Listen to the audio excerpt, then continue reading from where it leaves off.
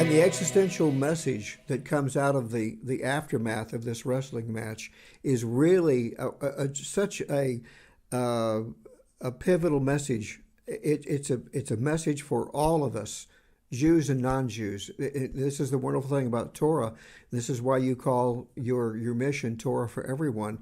Is that this sustains us, these messages, these teachings. In that when Yaakov gets up from that wrestling match, and he says, what does he name the place? Penuel. The idea of facing God, of seeing God's face. And when you see God, you realize God really does rule the world.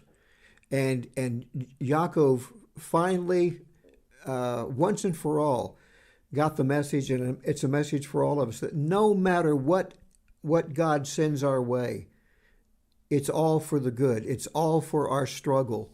It's what's going to make us get up and rise out of the muck is when we realize that every experience, bad, good, or seemingly indifferent, literally comes from Hashem. Tragedies actually come our way from Hashem. This was the hardest thing for me to get hold of when I got into Torah study. The sages tell us that the only thing that is not, I'm paraphrasing again badly, that is not left up to heaven is free will.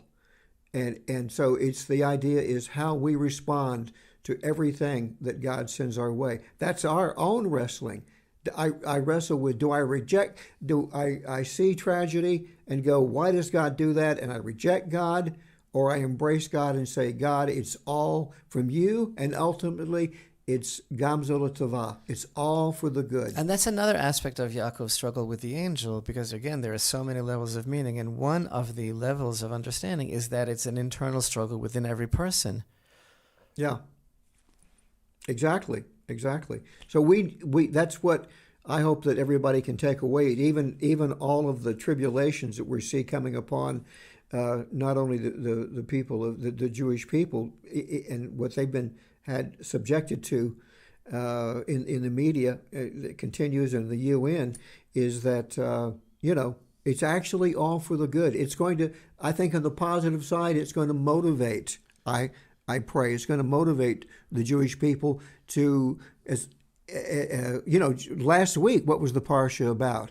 It was about a dream that saw the connection between heaven and earth that is the temple of God. And, I pray that my Jewish brothers and sisters will awaken from the dream. Awaken from the dream and realize this is the gate of heaven.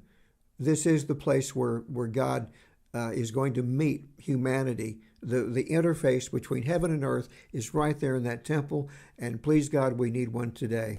And you know that better than anybody, Rabbi. And you're reminding me of the verse in Psalms that when Hashem will return the exiles of Zion, we will have been like dreamers. Because we'll wake up and realize that all of the experience in the exile was only a dream as well.